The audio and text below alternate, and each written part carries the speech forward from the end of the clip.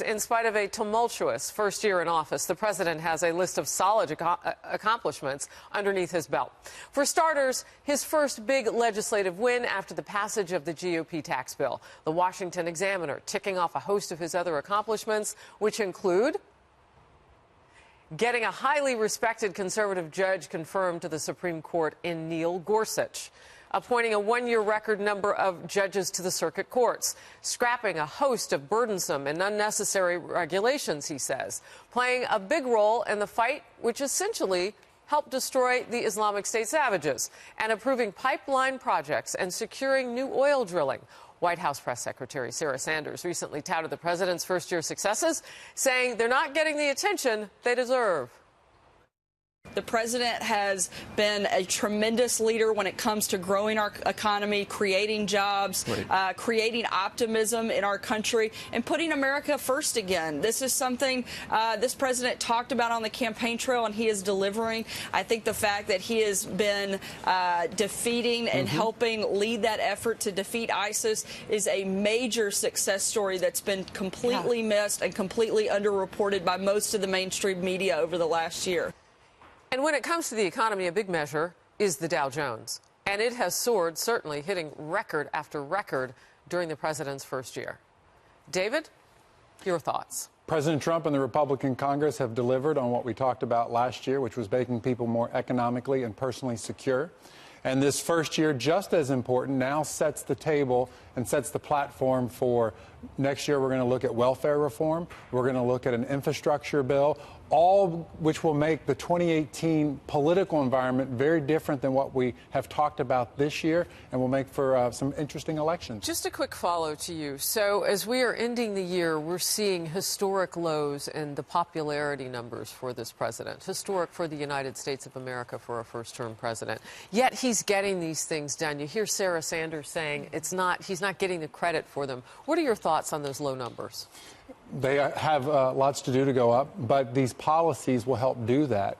And let's also keep in mind, just because an elected official isn't necessarily popular doesn't mean people don't support their policies, and doesn't ultimately mean they get reelected, because people will judge them on how their lives are better.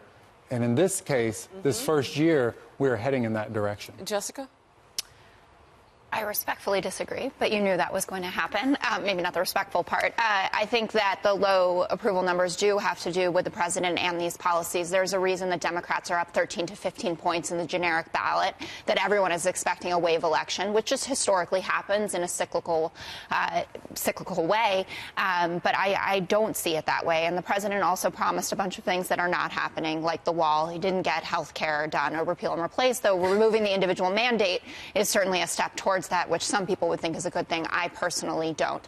But it was interesting because when I saw those lists of accomplishments, I actually was saying to Kat, I was like, oh, I didn't really realize all this was happening, because there have been so many controversies, like the Charlottesville remarks or the sons of whatever comment that he made about NFL players that people, I believe, have focused on. So I can see why a conservative would be happy looking at that list. You know, another thing, and I mean, you've listed a couple things that were played out on Twitter or wherever we happen to see them that became bigger perhaps than anybody had anticipated. But, you know, Kat, Sanders has a good point when she talks about the coverage of the good things from the administration, because when you look at some of the surveys that were done earlier and all the way through the end here of 2017, there's been so much negative coverage of this White House. Right, absolutely. And there is some of that, to your point, that he does bring on himself a little bit. He likes to fight. He doesn't care if he does things the way that people think that he should do in that office. However, some of the negative coverage is ridiculous when you're talking about things like the number of Diet Cokes that he drinks per day, and is that having an effect on his mental health? The extra scoop of ice cream. The extra scoop of ice cream. Does he eat at McDonald's? Who cares? I eat at McDonald's. I drink Diet Coke, and I think that most people kind of do that I sometimes. put Diet Coke on my ice cream at McDonald's. Yeah. People relate to the president because he likes KFC. He likes regular, everyday people things. So on that level, they do like him. But back to David's point, it is true that they don't have to personally like Donald Trump to like his policies. President Obama, for example, is very popular personally. Many of his policies are not popular, which is why we've seen a referendum over the last year on a number of his policies. And in terms of the media coverage, the reason why they choose to seize on controversies rather than digging deep and doing the work to cover judicial nominations, to cover the ins and outs of the tax bill, is because it's easy. They're trying to protect President Obama's legacy by making sure that they seize on the controversies rather than promoting the accomplishments of the administration. You know what's also interesting about what you're saying, Katie, is that if you'll recall, Democrats finally in the end, just before Barack Obama was exiting the White House, were saying they may have underestimated the polling which showed how upset people were about Obamacare, how it wasn't working. And that was kind of a shortcoming as he was exiting out the door. David, you're nodding. I had to chuckle when Jessica said that while he didn't get all these other things done, as if everything he talked about in the campaign had to be done in the first year. Which well, he of course said it was a day one situation with health care. Well, it was a day one priority. It was a day one priority. We just saw said it was going to be done, though. Submit the 8 project ideas. I mean, so that this is in process. We'll see what happens in early 18. Any president would be pleased to have a first year like President Trump has just pulled off. Let me also add, it's interesting that, that's where partly there's a disconnect with national Democratic leaders. They're suggesting that somehow getting rid of the individual mandate, which is somehow going to make people who have to pay a government penalty for an insurance plan they can't pay for technically because... a tax. Technically a tax, that somehow they think voters are going to be angry at the GOP because now they don't have to pay a tax for But it's not just that. It's over $300 billion lost to the economy over the next 10 years. We also could talk about on the health care front the Children's Insurance Program, which hasn't been funded, and a number of states are going to be losing. And that's something Republicans and Democrats should be concerned about. With the individual mandate, right now Obamacare has a plus 21% approval rating. I mean, it was, as you say, as Obama was leaving, it was not popular. But today, under threat of what the GOP would do, or just it is mystery. popular.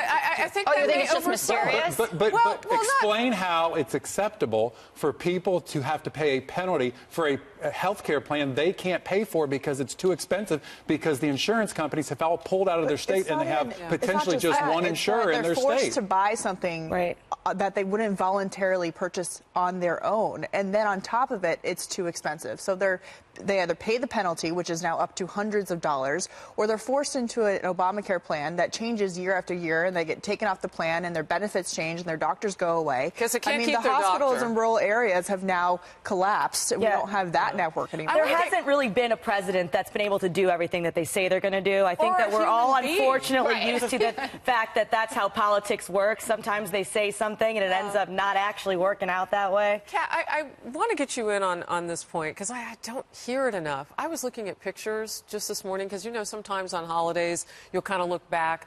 I was heartbroken still. I have relatives down in Texas who are not in the Houston area, but were part of some of the efforts to get goods there for people. People are still hurting. This is a president who went down, who was very visible there, Florida, Puerto Rico. And I know he took a lot of grief on that, but he spent some time on that island as well this year. I was with the special counsel to the president, Kellyanne Conway, on the air the day that he was in Puerto Rico. We talked about that.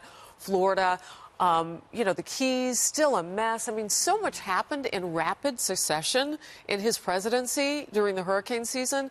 No one really talks about that. Right. Plus, he's dealing with investigation. He's dealing with a lot of people who don't consider him to be a legitimate president. He had maybe the hardest year as a president that he could possibly have, whether some of it's his fault, some of it isn't. I think some of it is. But nature certainly isn't, and a lot of things certainly aren't.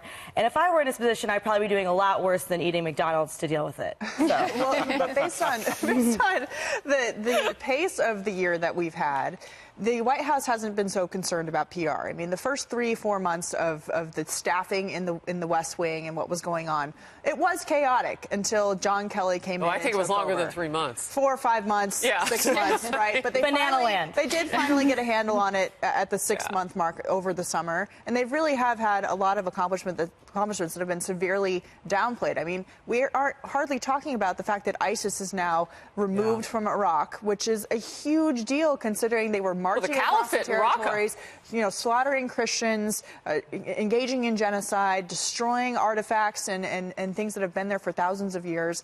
That is now over, and we obviously have to continue dealing with them here. But that was a huge concern of Americans just a year ago, and they're still in America. Their investigation's open. However, the fact that that is now an accomplishment on the list that's being downplayed should be highlighted. Well, ISIS had grown to 14 countries. We were able to get in there with Raqqa and get rid of their nesting hole where they were. But they're still in many other areas. As you point out, we have a better shot now at really going after them.